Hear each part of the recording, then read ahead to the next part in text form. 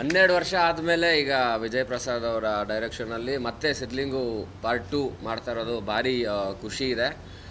ಜೊತೆಗೆ ಇಡೀ ತಂಡಕ್ಕೆ ತುಂಬ ಥ್ಯಾಂಕ್ಸ್ ಹೇಳೋಕ್ಕೆ ಇಷ್ಟಪಡ್ತೀನಿ. ಆ್ಯಂಡ್ ಇನ್ನೊಂದು ಮುಖ್ಯವಾಗಿ ನಾನು ನಮ್ಮ ಪ್ರೊಡ್ಯೂಸರ್ ಹರಿ ಅವ್ರಿಗೆ ಥ್ಯಾಂಕ್ಸ್ ಹೇಳಬೇಕು. ಏನಕ್ಕೆ ಅಂದರೆ ನಮ್ಮಿಬ್ಬರನ್ನೂ ಯಾರು ನಮ್ಮದೇ ಇರೋ ಟೈಮಲ್ಲಿ ನಂಬಿ ಸಿನಿಮಾ ಮಾಡ್ತೀವಿ ನಿಮಗೆ ಅಂತ ಹೇಳಿ ನೇರವಾಗಿ ಹೇಳಬೇಕಂದ್ರೆ ಮಾರುಕಟ್ಟೆ ಇಲ್ಲದೇ ಇರೋ ಸಮಯದಲ್ಲಿ ಮಾರ್ಕೆಟ್ ಇಲ್ದಿರೋರು ಇಬ್ಬರನ್ನು ಹಾಕೊಂಡು ಒಂದು ಸಿನಿಮಾ ಮಾಡೋ ಧೈರ್ಯ ಮಾಡಿದ್ದಾರೆ. ಇವ್ರಿಗೆ ಥ್ಯಾಂಕ್ಸ್ ಹೇಳಬೇಕು. ಇಲ್ಲ, ಇದು ನಂದು ಇದೆ, ನಂದು 2 ಸಿನಿಮಾ ಕೈ ನೆನಪೆ ಸಿಹಿ ನೆನಪಿಲ್ಲ. ಹಾಗಾದ್ರೆ ಅವ್ರದ್ದು ನಮ್ದು ಮಾರುಕಟ್ಟೆ ಇಲ್ಲ, ಅವ್ರದ್ದು ಕಟ್ಟೆನೇ ಇಲ್ಲ.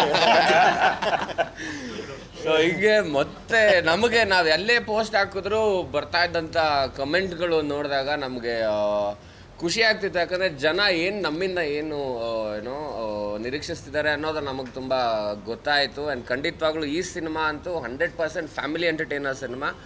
ಯಾವುದೇ ರೀತಿಯಾದ ಡಬಲ್ ಮೀನಿಂಗ್ ಡೈಲಾಗ್ಗಳಂತೂ ಇರೋದೇ ಇಲ್ಲ, ಸಾಧ್ಯನೇ ಇಲ್ಲ.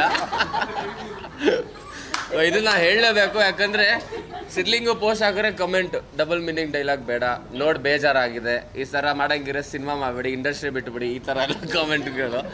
ಸೊ ನಾವು ಹುಷಾರಾಗಿ ಇಂಡಸ್ಟ್ರಿಲಿ ಇರಬೇಕು ಅನ್ನೋ ಒಂದು ಮೈಂಡ್ಸೆಟ್ಟಿಂದ ಯಾರಿಗೂ ಮನಸ್ಸಿಗೆ ಬೇಜಾರಾಗದೇ ಇರೋ ಥರದಲ್ಲಿ ಡೈಲಾಗ್ಸ್ನ ಬರೆದು ಸೀನ್ಗಳನ್ನ ಬರೆದಿದ್ದಾರೆ ಡೈರೆಕ್ಟ್ರೀಸಲ್ಲಿ ತುಂಬ ಚೆನ್ನಾಗಿ. ಆ್ಯಂಡ್ ಸೋನುಗೆ ಥ್ಯಾಂಕ್ಸ್ ಹೇಳಬೇಕು. ಆ್ಯಂಡ್ ನಮ್ಮ ಸರ್ ಮಾಂತೇಶ್ ಅವರು ಇದ್ದಾರೆ, ಅವ್ರಿಗೂ ಥ್ಯಾಂಕ್ಸ್ ಹೇಳಬೇಕು. ಆ್ಯಂಡ್ ಸೋನು ನಾನು ಒಂದು 15 ವರ್ಷದಿಂದ ಫ್ರೆಂಡ್ಸು. ಸೊ ಇದು ಮೊದಲನೇ ಸಿನಿಮಾ, 4 ಸಿನಿಮಾ ಮಾಡಬೇಕಿತ್ತು, ಈಗ 5ನೇ ಸಿನಿಮಾ ಸೋನು ಒಪ್ಕೊಂಡು ಮಾಡೋಕ್ಕೆ ಬಂದಿದ್ದಾರೆ ಈ ಸಿನಿಮಾಲ್ಲಿ. ಆಮೇಲೆ ಸಿನಿಮಾ ಈ ವರ್ಷನೇ ರಿಲೀಸ್ ಆಗುತ್ತೆ. ಮತ್ತು ಈ ಸಿನಿಮಾ ಇದೇ ವರ್ಷವೂ ರಿಲೀಸ್ ಆಗುತ್ತೆ ಅಂತ ಹೇಳಿದ್ವಿ. ಇದೇ ವರ್ಷ ರಿಲೀಸ್ ಆಗುತ್ತೆ ಸಿನಿಮಾ.